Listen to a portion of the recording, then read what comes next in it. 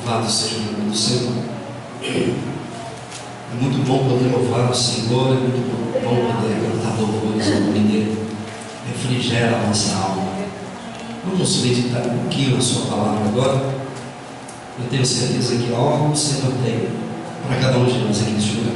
Filipenses capítulo de número 2, versículo de número 5.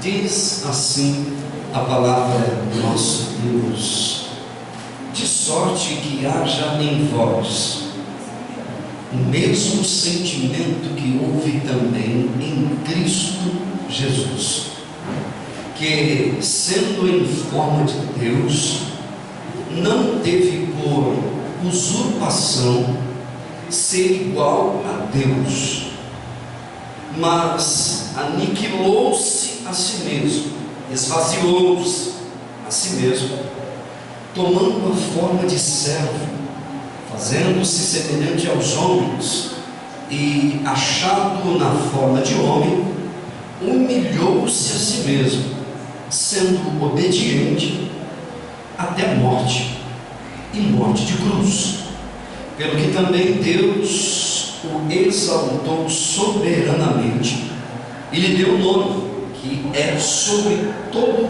o nome, para que ao nome de Jesus se dobre todo o joelho dos que estão nos céus e na terra e debaixo da terra, e toda a língua confesse que Jesus Cristo é o Senhor, para a glória de Deus Pai. Aleluia, glória a Deus. Obrigado, Senhor. Seja Deus. Queridos, hoje eu quero falar um pouquinho sobre um mundo contrário. Eu sei que durante esse ano todo nós fizemos de tudo que esteve ao nosso alcance, a fim de dizer para cada um de nós, para cada um aqui nesse lugar, que se Cristo não for o grande motivo da nossa vida,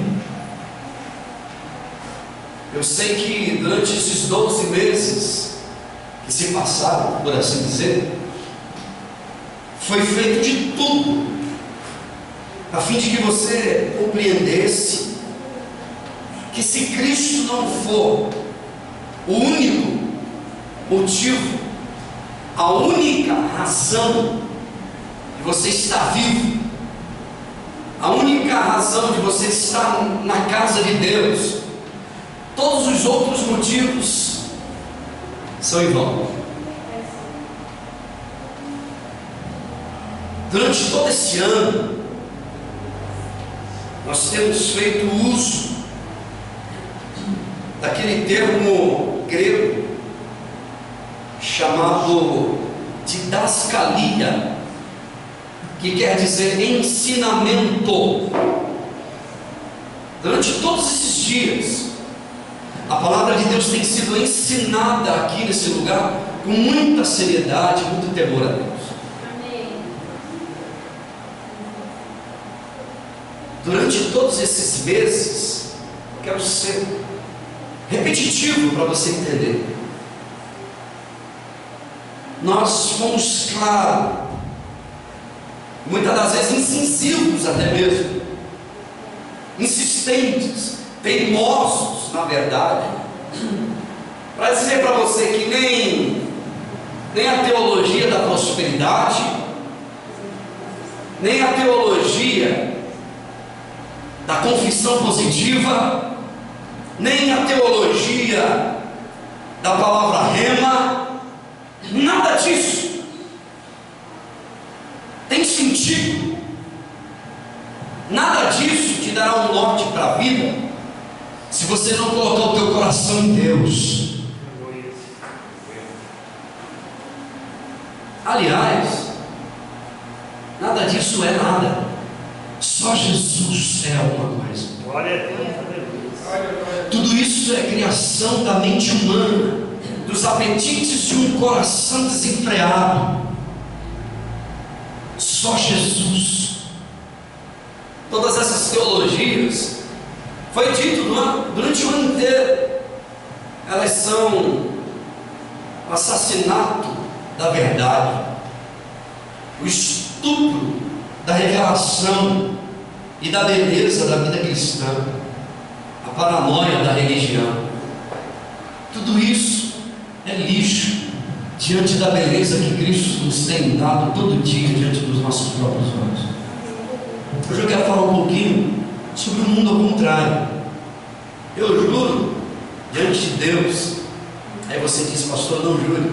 Eu juro diante de Deus, e Deus sabe do que eu estou falando, que eu tentei de tudo, absolutamente tudo, com todas as letras, para ensinar, para dizer e para deixar bem claro que somente Cristo basta para a gente sobreviver. Aleluia. Só Ele. Glória a Deus. Durante todos esses meses, nós fomos bem claros em dizer que não é necessário nenhum apetrecho, nem olhinho, nem florzinha, nem rosinha, nem aguinha, nem cafezinho, nem carnezinho, nem pedrinha, nada disso precisa.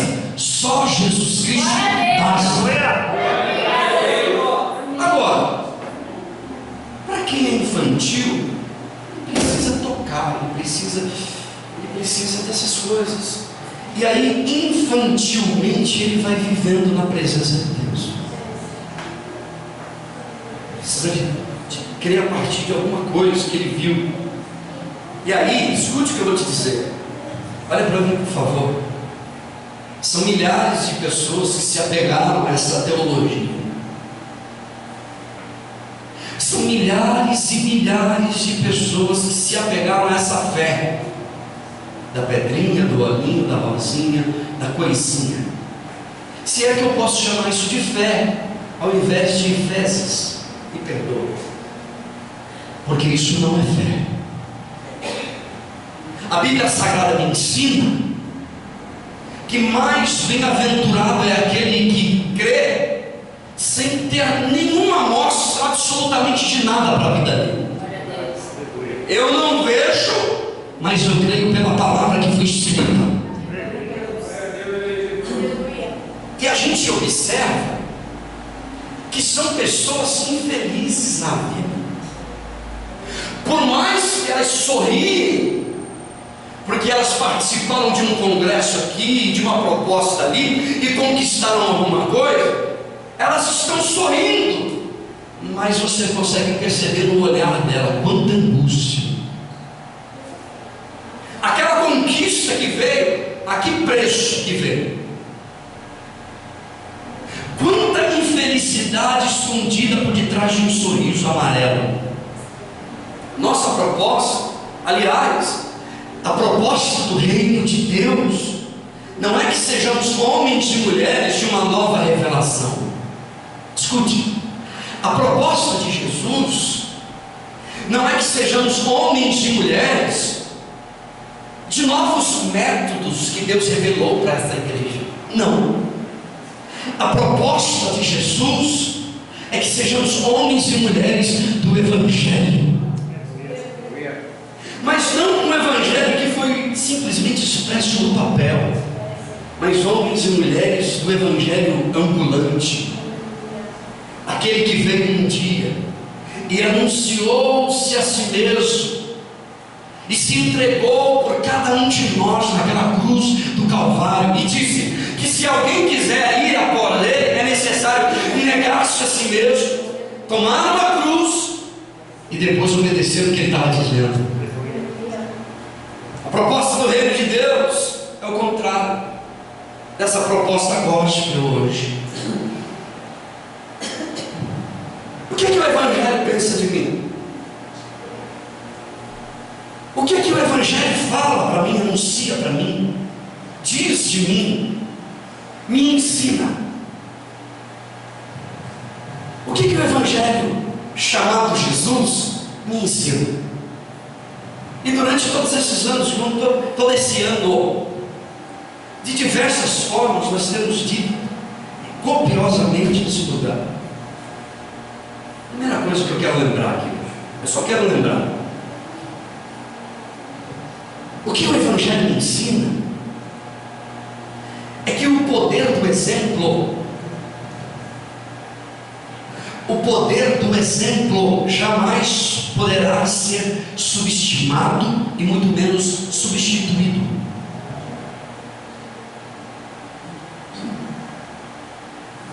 Presta atenção no que eu vou te dizer hoje aqui nessa noite, a partir desse texto que a gente acabou de ler.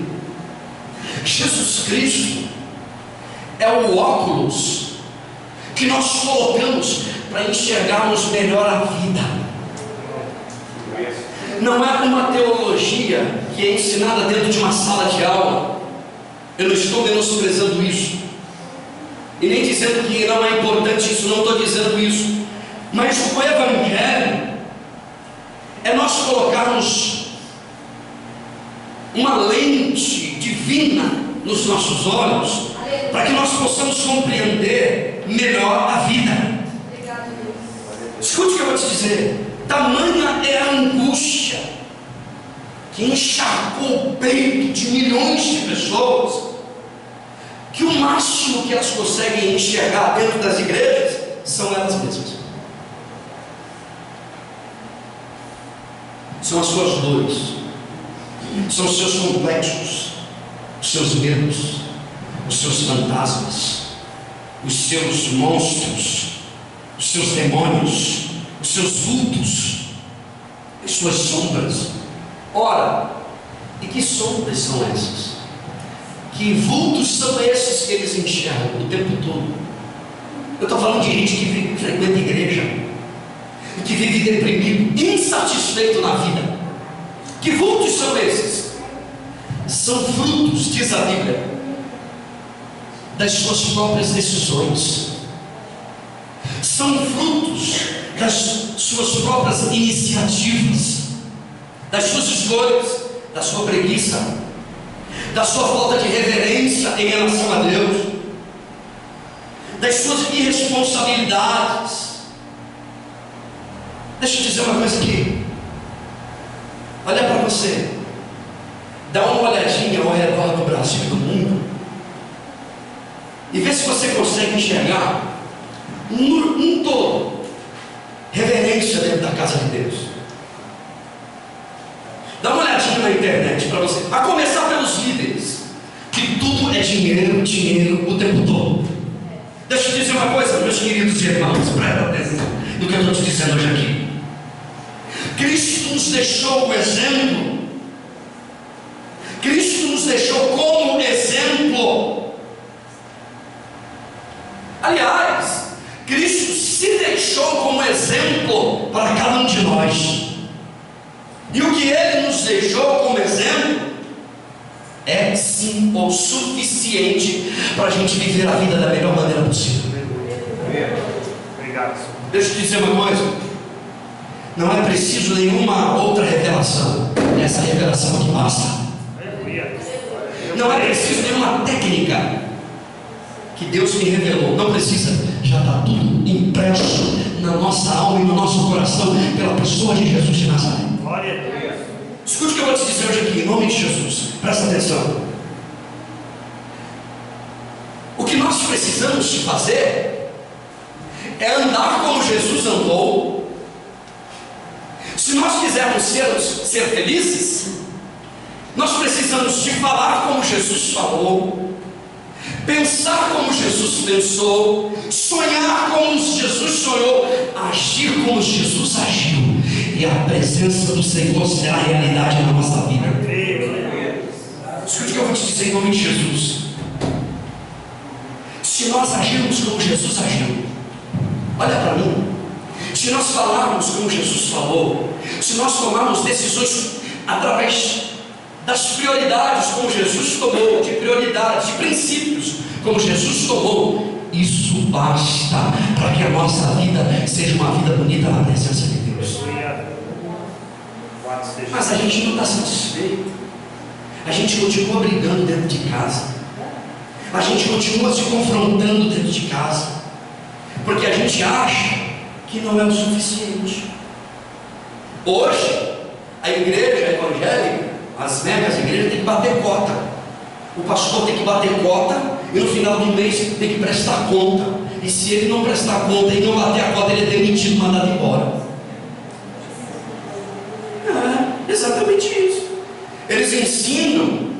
das grandes multidões, que Jesus levou sobre si todas as dores, tudo. Mas eles nas madrugadas, pelo que eu fiquei sabendo, eles vão para os médicos escondidos. Porque crente não fica doente, mas eles vão para o médico escondido, chamam o médico particular na madrugada para cuidar dele. O porteiro contou que o médico particular chegou para cuidar do apóstolo, para dar o remédio na veia dele, que ele estava quase morrendo. Não conta para ninguém, a igreja não pode saber.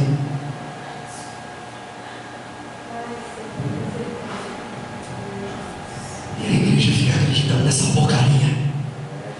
Quer dizer, Jesus levou a doença, mas ele está doente. Ora, mas Jesus também não levou o pecado de todo mundo? Por que eu continuo sendo pecador e tendo pecado? Levou a doença e levou o pecado também. Eu vejo pastores, apóstolos indo para psicólogo com problema de depressão. Teve um esses tempos atrás que foi obrigado a subir no púlpito com muita mágoa e falar que durante esses 15, 20 anos que ele ensinou, tudo que ele ensinou era mentira. A igreja falou: ah, cara, não disse agora. E agora nós vamos começar tudo do zero, porque o que eu ensinei para você era tudo mentira, e eu sabia que era mentira. Mas por causa de um salário, eu fui obrigado a dizer o que não era verdade. Eles insistem que crente não fica doente, mas vive procurando psicoterapeuta, psicanalista, estão tudo ficando louco, tomando remédio de tarja preta porque eu sei.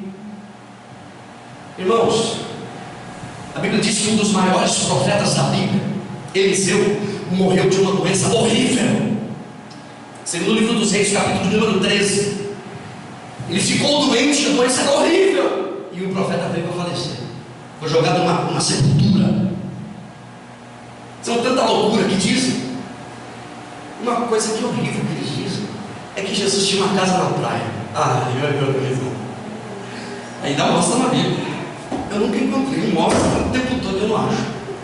Jesus tinha uma casa na praia, uma mansão na praia, na frente da praia. Aí eu dou risada, aí eu vivo muito. Deixa eu dizer isso aqui em primeiro lugar.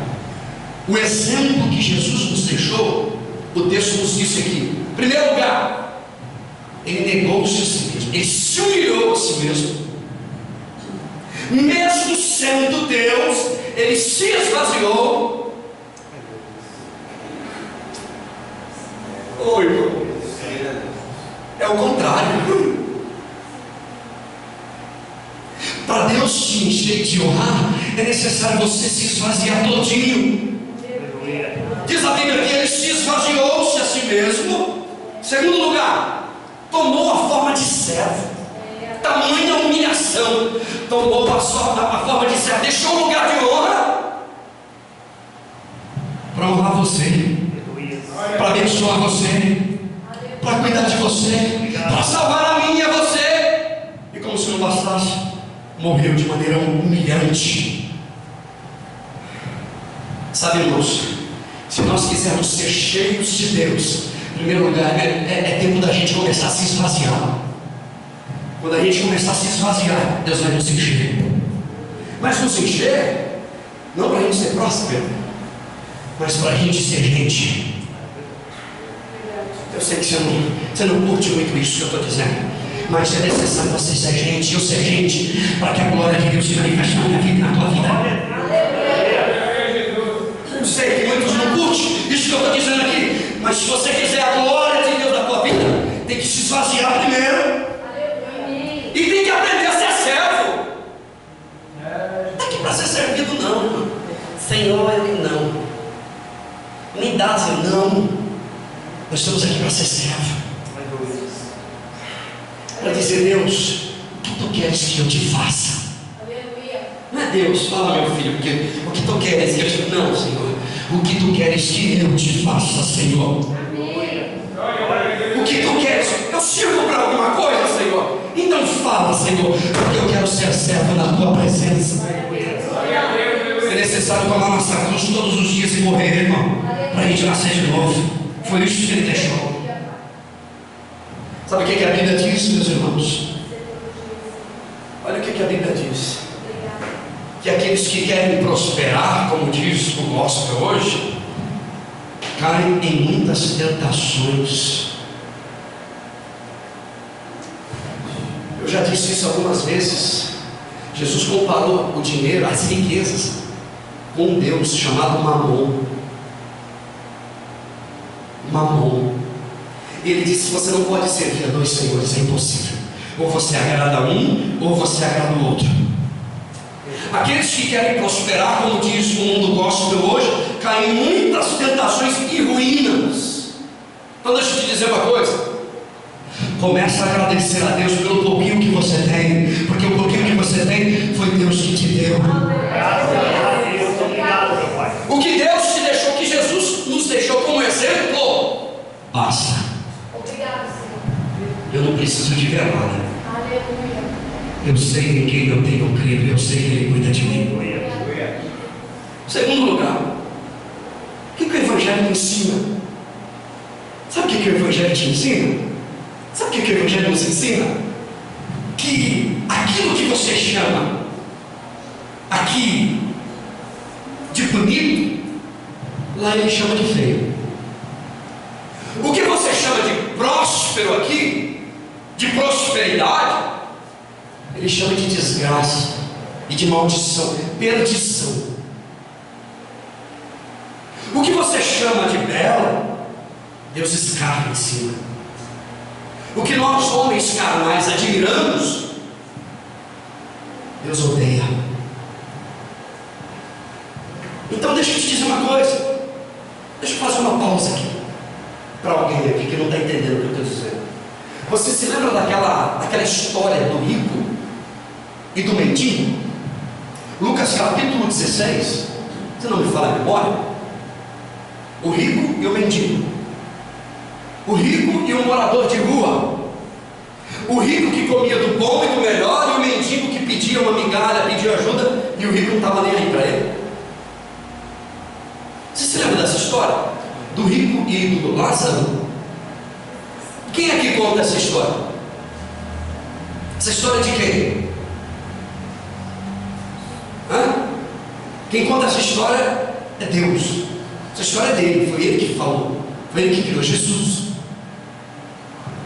Para você, para nós, um dia desse eu fui conversar com uma moça, e eu bati a porta na casa dela, chamei no portão, eu disse: eu queria falar com a fulana. E alguém da família disse assim: você quer falar com a doutora fulana? Eu falei: pode ser, não tem problema, fala com a fulana, com a doutora. Aqui, o rico tem nome, lá ele não tem. Ensina, Senhor. Olha a parábola do rico e do Lázaro. O nome dele é o rico, não tem nome. E o mendigo, Deus chama ele pelo nome. O orgulhoso, para Deus não tem posição nenhuma. Já o humilde, simples, Deus coloca ele numa alta posição, num alto escalão. Diz a Bíblia que o rico, orgulhoso, quando morre, vai direto para o inferno. O prepotente, arrogante, mandão, o dono de tudo, e o pobre, o miserável, que tem nome, ele vai direto para o seio de Abraão. Só que ele não vai de carro, ele vai de anjo. Aqui nem de carro ele andava, nem no cavalo do vizinho na parede. Mas quando ele sai daqui para o céu, ele já vai de anjo. O rico, quando chega no inferno, continua mandando. Acha que o espírito é tão ruim, tão cretino, que chega no inferno, ele olha para Abraão: Abraão, manda Lázaro, manda.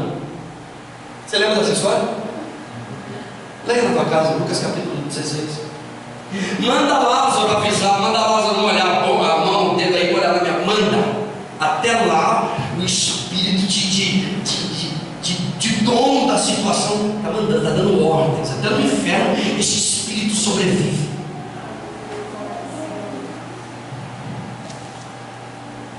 No inferno, o rico continua rico, mas com a alma pobre e miserável. Já no seio de Abraão, Lázaro é pobre. Mas ele é rico de uma graça tão maravilhosa e tão poderosa. Escute o que eu vou te dizer. Eu vou tentar fazer você entender. Até no inferno orgulhoso continua mandando. O espírito do rico sobrevive no inferno dando ordens. Um espírito miserável. Até no inferno ele quer ser servido. Olha isso.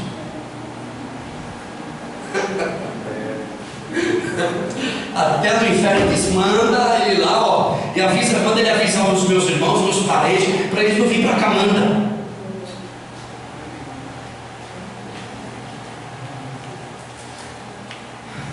Olha para mim, presta atenção aqui. Deixa eu te dar uma palavra aqui hoje nessa noite. Se em 2017, se você quiser em 2017 ser um bom empreendedor, guarda o teu coração nessas coisas. Eu não estou dizendo que o rico não é o reino de Deus, não é isso. Mas quando a gente coloca o nosso coração nessas coisas, a gente perde a maior riqueza que existe para a vida. Guarda o teu coração nessas coisas. Aquilo que os homens acham e entendem como riqueza aqui, Deus pisa lá. Ouro, prata, tudo lá vai de pisar. Aquilo que você considera como precioso, Deus coloca na tranca da porta, do lado de fora. Pedra preciosa, uma bola desse tamanho, de topázio. Abre a porta. Com enfeites de esmeralda do lado de fora da porta. Vai colocar uma tranquinha, uma pontinha de ouro lá na tua casa. Vai, coloca para você ver. O teu vizinho, que você nunca imaginou, ele não vai aguentar. Ele vai fazer a troca, vai pegar. Ele vai raspar assim no ouro, vai cair na pontinha e vai embora. Escute o que eu vou te dizer. O mundo de Deus é totalmente ao contrário do nosso mundo. E o que o Evangelho veio anunciar para a gente? É que a gente precisa de voltar a viver não mais de cabeça para baixo.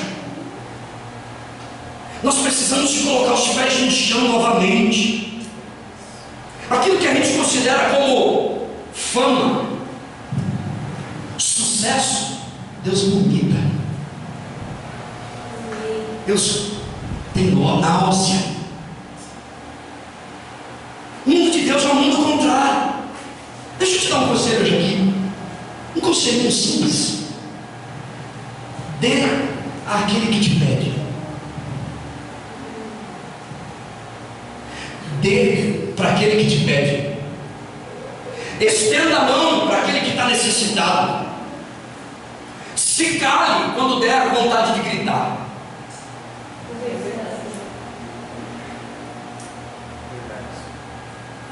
Faça o quanto você puder enquanto tiver ao teu alcance. Quando te caluniarem, não tente se explicar, porque não vai dar certo. E para finalizar esse ponto, enquanto você puder cantar, canta, minha irmã. Adore a Deus a tua vida inteira. Glorifique o nome do nosso Deus, o nosso Pai que está no céu. Porque enquanto você fica calado, muitas das vezes a tua alma se angustia. Louve a Deus enquanto você conseguir louvar. Adore a Ele. Glória a Deus. Sabe por quê? Porque Deus é bom. Se você quiser ter nome lá, não busque fama aqui. Se você quiser ser reconhecido nos céus, esquece de você aqui.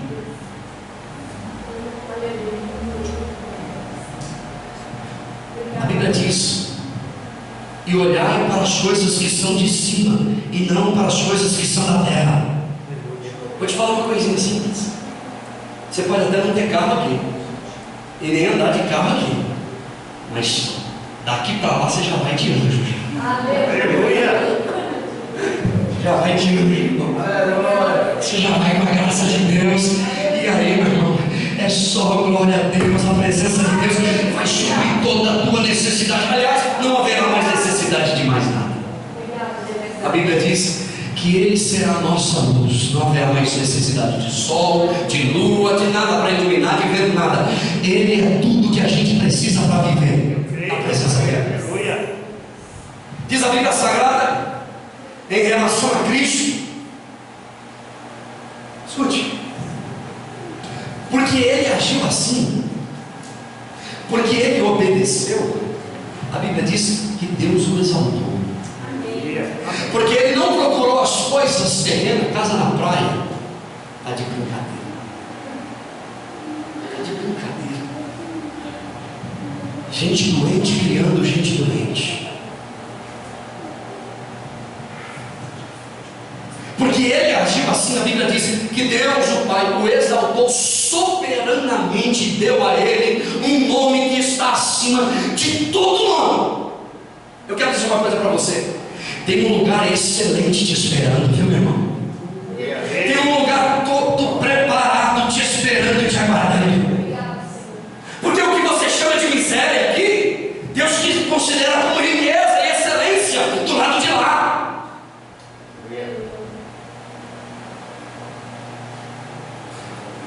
Você pode não ter um centavo no banco, mas se você for fiel a Deus, você vai daqui para lá de hoje, com certeza.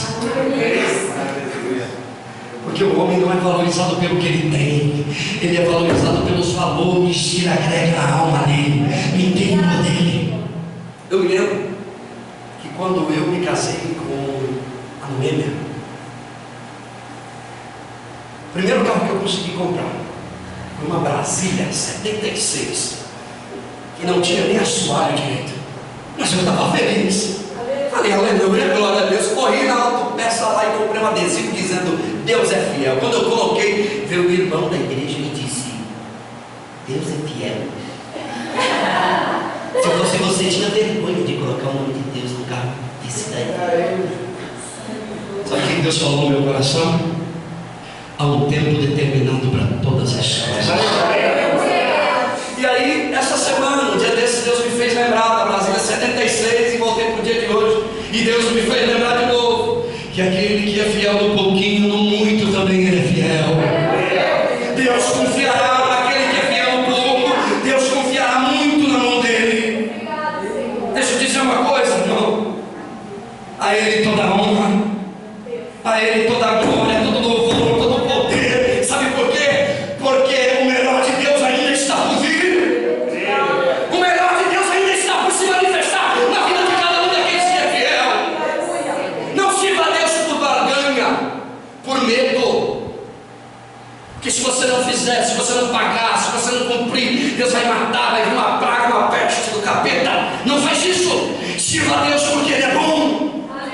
Porque Ele te ama e você também é necessário amá-lo. Não somos a igreja da barganha, do negócio com Deus, irmão. Não somos, não. Eu digo isso sem sombra de medo de dizer que o melhor de Deus ainda está por vir sobre a minha vida e sobre a tua vida. A Bíblia diz que Ele virá com as nuvens. Ele virá com as nuvens. O melhor de Deus ainda está por vir. Maranata, Jesus vem depressa. E eu termino dizendo: o que o Evangelho quer nos ensinar? O que o Evangelho nos ensina? É que é simplesmente, em terceiro lugar, é simplesmente impossível um ano novo, uma vida nova, sem que de fato eu faça a escolha de viver uma vida nova com Deus. Aleluia. É simplesmente impossível ano novo, vida nova, sem que de fato eu faça a escolha de viver uma vida nova com Deus. Quando eu brincar de ir na igreja, tem na igreja. Quando eu decidi entregar minha alma aos cuidados de Deus, a coisa muda. Amém. Então deixa eu te dar um conselho, irmão. Não se assuste não. Deixa eu te dar um conselho, eu vou mais além. Escolha depressa. Escolha depressa. Viver uma vida com Deus, uma vida plena com Deus, antes que a vida te faça um monstro. Eu conheço um monte de monstro dentro das igrejas, um monte de zumbi. Ele só é bonzinho dentro da igreja, dentro de casa, um cavalo, um jumento, uma égua, uma mula sem cabeça, é um bicho. Você sabe que é verdade isso, porque não aprendeu a fazer escolhas, e depressa. Se você não quiser que a vida produza em você um zumbi, é necessário fazer escolha hoje, já, agora. Não é amanhã, quando Deus quiser, Deus se preparar, tudo tem um dia, mas Deus sabe do meu coração. Isso daí já virou jargão. Já virou jargão de caçarola, como dizem por aí. Isso aí já virou jargão, virou conversinha de gente que não tem. Deixa eu te dizer uma coisa. Me lembro de uma história, e eu já estou terminando, tenha paciência. Lembro de uma lenda escocesa, de um fazendeiro. Olha para mim e presta atenção. Isso é muito sério para dizer aqui hoje. Uma lenda de um velho fazendeiro que travou uma briga, um monstro, um zumbi, porque aquele monstro veio da sua fazenda e derrubou com seus celeiros, espalhou seus animais, matou alguns deles, destruiu uma metade do sítio que ele tinha e estragou quase que tudo. E como se não bastasse, matou o seu filho primogênito a punhaladas. E aquele fazendeiro, odiosamente, sem conseguir pegar aquele monstro, foi para casa. E dois dias depois ele tramou: eu vou sair. Ele pegou uma espada e um punhal e saiu na madrugada em busca, à procura daquele monstro no meio da mata. E ele ficou por detrás de um arbusto, de um monte de mato.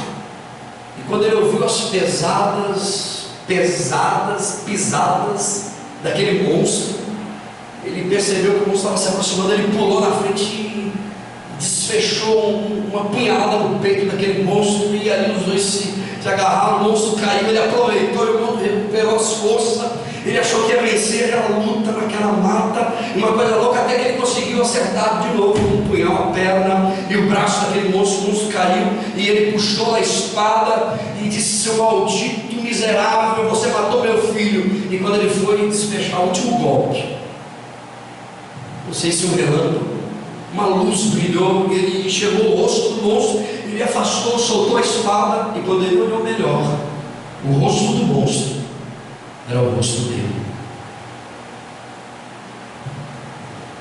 Deixa eu te dizer uma coisa: a vida só vale a pena para aqueles que não se demoram em fazer escolhas. Quantos de nós este ano deixamos de fazer escolhas na vida, deixamos passar oportunidades? 2016 está terminando. Quantas oportunidades Deus te deu? Para quê, pastor? Para você ser o melhor pai, o melhor filho, uma melhor mãe, uma melhor filha, melhor sogra, melhor genro, uma melhor nora, uma melhor patrão, um melhor amigo. Eu tenho visto pessoas infelizes porque elas querem prosperar, mas não querem ser gente. Quero prosperar, mas não quero ser uma pessoa boa, agradável, que tem uma palavra amiga. E deixa eu te dizer, só é possível nós sermos felizes se de fato nós confessarmos que Jesus é o Senhor, e isso com a nossa alma, e isso com a nossa vida, com as nossas decisões do nosso dia a dia. A Bíblia diz em Atos capítulo de número 4, a Bíblia diz assim: em nenhum outro nome há salvação, porque também debaixo do céu nenhum outro nome é dado entre os homens pelo qual nós devemos ser salvos. Jesus. Só Jesus pode salvar essa humanidade perdida. Só Jesus pode salvar teu casamento. Só Jesus pode salvar o teu emprego.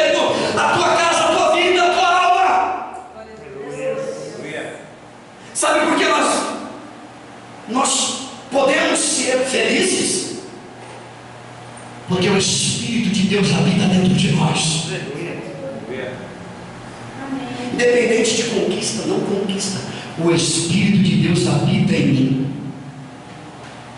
Ele tomou posse de mim. A minha felicidade não depende se tem, se não tem, se chegou, se não chegou, se vai, se vem, se não vem, se ganhou, se perdeu. A minha felicidade para a pessoa de Jesus de Nazaré. A tua felicidade depende única e exclusivamente de Jesus de Nazaré. E eu termino dizendo: alimente a tua mente, o teu coração com aquilo que é eterno. Porque se não for assim, você vai virar um bicho. Eu sei do que eu estou falando aqui. Se não for assim, você vai virar um zumbi dentro de casa, dentro da empresa, no meio da rua. Em primeiro lugar, o poder do exemplo que Jesus nos deixou, isso basta. O que Ele nos deixou como exemplo, deixando tudo por causa de mim, e eu ainda quero mais. É ser muito cretino, é ser muito ingrato.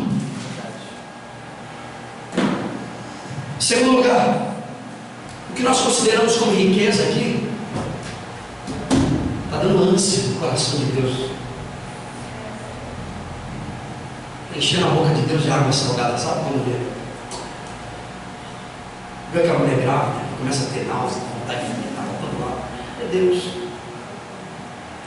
Deus está com náusea dessa coisa. Você chama de tudo, Deus chama de nada. E para terminar, seja você o seu próprio bicho, o seu próprio zumbi. Não permita que a vida te faça um zumbi. Zumbi, escolha hoje viver para Deus, andar com Deus, viver para Ele, sonhar para Ele, pensar nele, decidir como Ele, agir como Ele, pensar como Ele. Eu termino dizendo: Deus seja louvado. Aleluia. Glória a Deus. Deus seja louvado. Aleluia. Com Deus é sem barganhas. Com Deus é sem negócios na prateleira. Fique de pé, por favor. Se você puder, fique de pé. Deixa eu te dizer uma coisa. Só tem um jeito da gente servir a Deus de verdade. É se a gente amar Ele de verdade. E para amar a Deus, eu preciso amar o meu semelhante. Não tem como respeitar a Deus se eu não respeito aquele que está do meu lado. É impossível. Esquece. Você só vai honrar a Deus se você honrar aquela pessoa que está junto com você. Esquece. Deus não quer honra de quem não honra.